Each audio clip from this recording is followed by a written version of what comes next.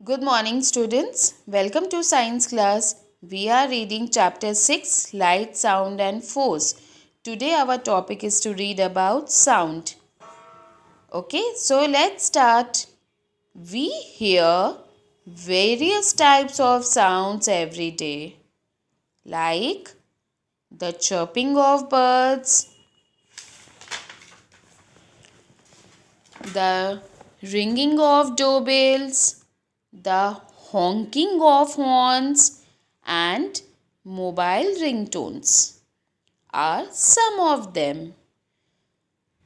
When we speak, when we laugh, or when we cry, what we do? We produce sound, है ना? So, different types of sounds. What are they? Look at figure 6.8. There are two pictures. In one picture, a man is playing a guitar, and in other picture, यहाँ पे क्या है? Different people are sitting on their vehicles and they are honking horns. Why? Because of the traffic jam. So different sounds are being produced, है ना? Guitar जो play कर रहे हैं उसकी भी अपनी साउंड आ रही है, और ये जो हॉर्न जो बजा रहे इनकी भी अपनी डिफरेंट साउंड आ रही है. Some sounds make you feel happy. कुछ साउंड्स ऐसे होते हैं जो हमें हैप्पी फील कराते हैं. Like listen this song.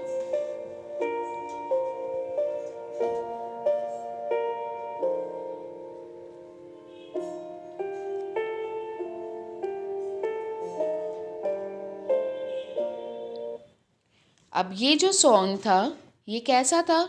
जो ये ट्यून चल रहा था ये काफ़ी सॉफ्ट था, बहुत सूदिंग था, जो हमारे माइंड को रिलैक्स करवाता है.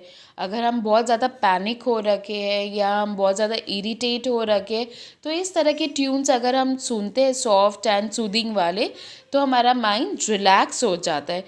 तो ये साउंड जो इस तरह के साउंड होते हैं जो बहुत सॉफ्ट और बहुत ज़्यादा सूदिंग होते हैं उनको हम किस तरह का साउंड कहते हैं?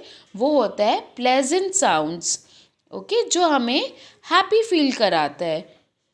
बट कुछ और भी साउंड्स होते हैं लाइक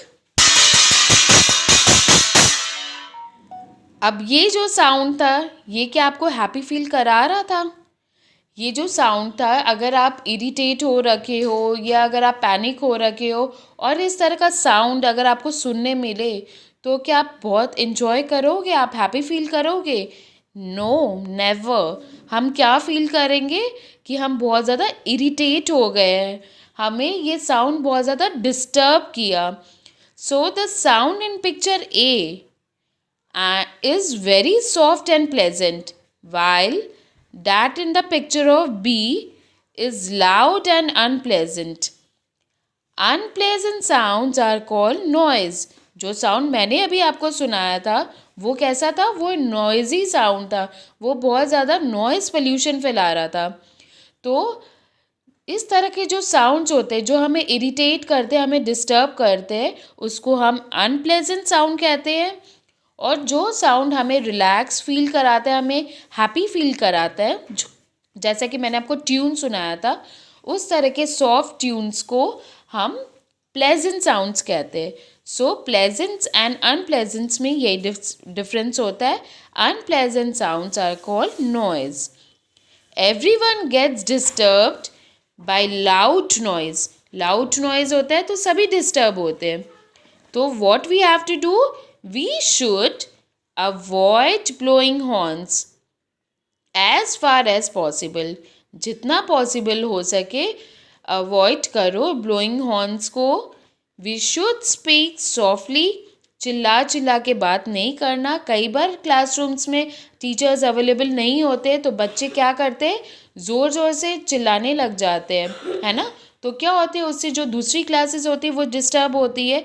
तो इस तरह का हमें काम नहीं करना चाहिए. We should play music and TV at a low volume. अगर हम कोई म्यूज़िक प्ले कर रहे हैं या अगर हम टीवी देख रहे हैं या हम कोई गाना सुन रहे हैं या कुछ भी ऐसा काउंट कर रहे हैं जो कि साउंड से रिलेटेड है, तो वो हमें मिनिमम वॉल्यूम में ही करना चाहिए।